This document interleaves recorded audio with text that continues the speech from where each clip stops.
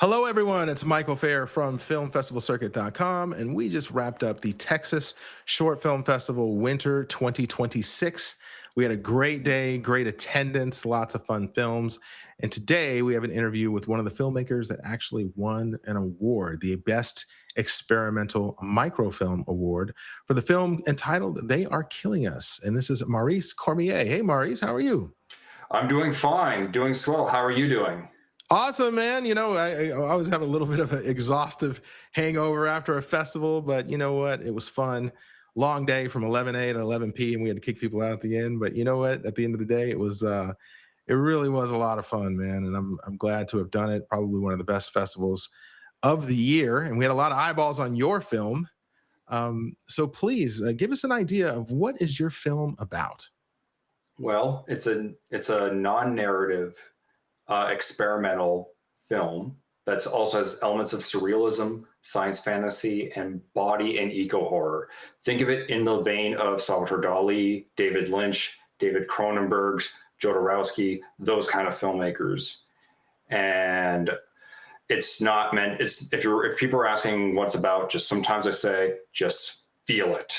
And if to give a good summary of it, from a nightmare of a not too distant future, possible future, I would like to add. Nice. All right. Piquing the interest here. There's a reason why people enjoyed it. It really was different. And that's what's great about the experimental film genre. We just get so many fresh ideas, so many things that are out of the box.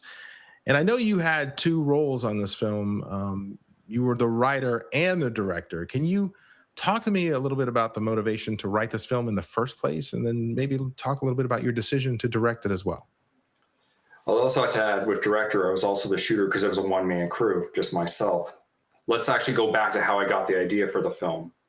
2020 hits, COVID hits, and prior to that, I had idea for these 4 short films. They were going to be in the horror genre.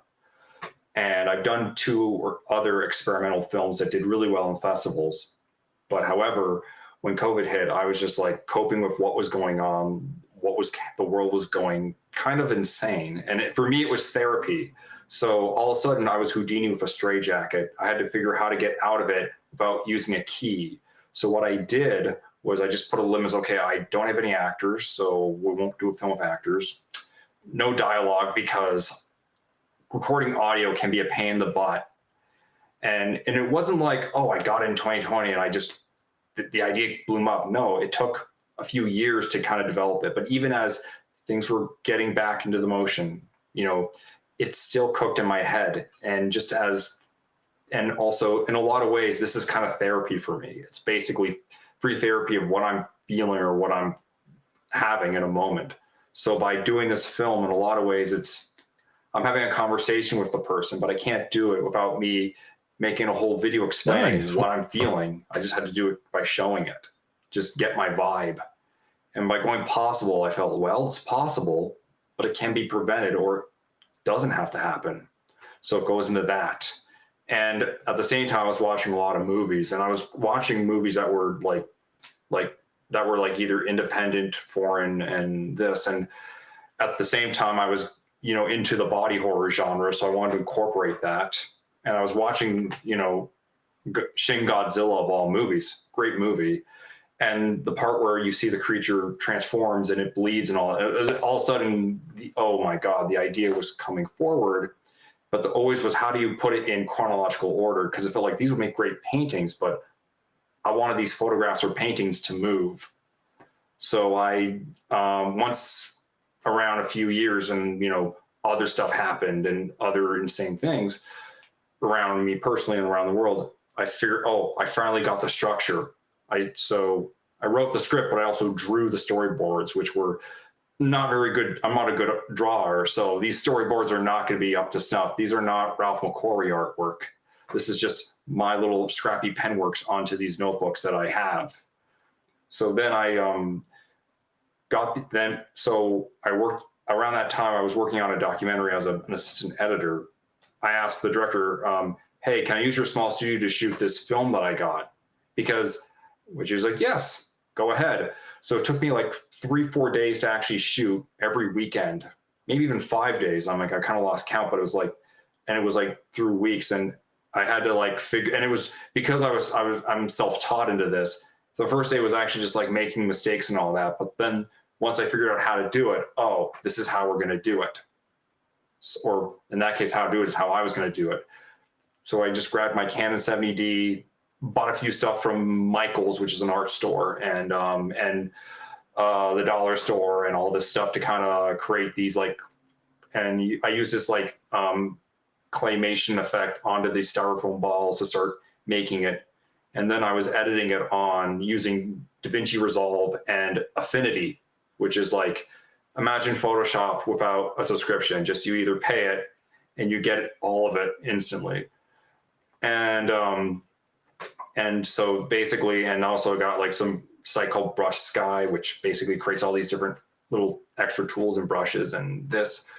And it took me actually 3 years to edit because I had like, because I'm not like and you know, experimental films aren't quite the commercial films. At the same time, I didn't work film full time, so I had a retail job, and I was back in school studying photography and stuff, and so and business. And I was like, kind of like, I got to do this kind of, and so once I had a summer vacation, like I'm just gonna spend the whole vacation rather than for 2 weeks making the film. I'm not going anywhere. I'm not going to this other city, town, campsite, vacation spot, just gonna make this film. And that was so it was like kind of work, but it was such a soothing process that I was able to finish it just before my deadline, which was January 2026. And so when I was done in Christmas, around before Christmas, actually, it was like, it felt like a big boulder went off my back, basically. It was just a really, you know, soothing experience. Like, it was never like, this is, you know, and because it was like this, it was figuring out like, okay, I want to do this one effect, but this is going to look really choppy. Once I figured out, oh, why didn't I think of it? So I just put that in there and just that. Thanks for giving me so much background on the film. Very, very interesting stuff. Can you tell us perhaps what you have planned for the future? What's your next project?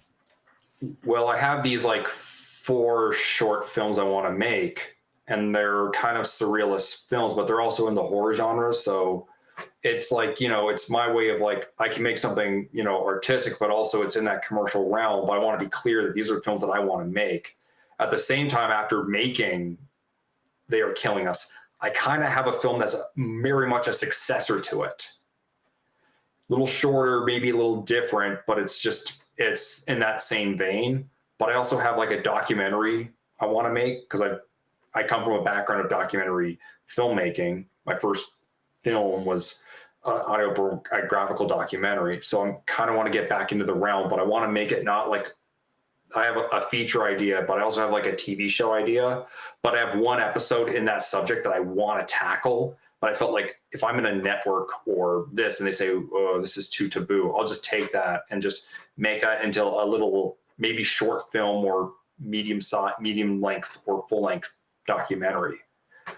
Those are the ideas that I pretty much have right now. And, you know, and now that I've made this film, I can start, you know, looking to art grants, and, you know, and with having like all these laurels and awards, you know, it's a lot easier for me to like, you know, talk to see, hey, who do I talk to? Who do I meet and all that? And I've worked with, and also I can even, and because I network with people like filmmakers and all that stuff, they can give me good tips on what to do. And, you know, and I'm a big Werner Herzog fan. So his writings and his filmmakings always are a really great motivator, especially the film Little Dieter Need to Fly, which I say is this bizarre comfort food movie that I like for some reason.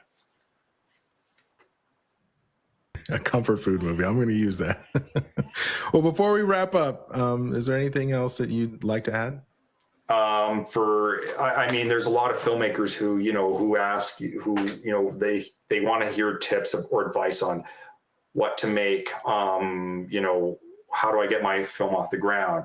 How to deal with rejection, or what if I don't win the award? And I want to give it on a really good positive note, especially for a film of my subject being really super dark. So here's what I would give for advice for any filmmakers.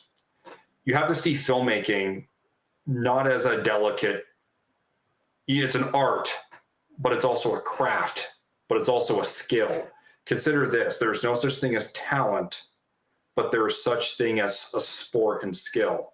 So what I would say is you kind of have to, you start. It's like this: you're not going to be Stanley Kubrick day one. You're not going to be David Fincher.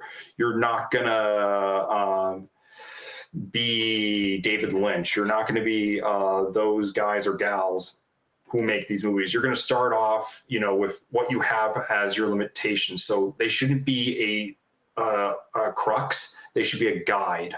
So make a film you can make in your backyard. Make a film you can make, every Saturday. Like make if you have a skateboard park, you can figure out the story. Make that. It could be documentary. It can be fictional, but you have to be realistic.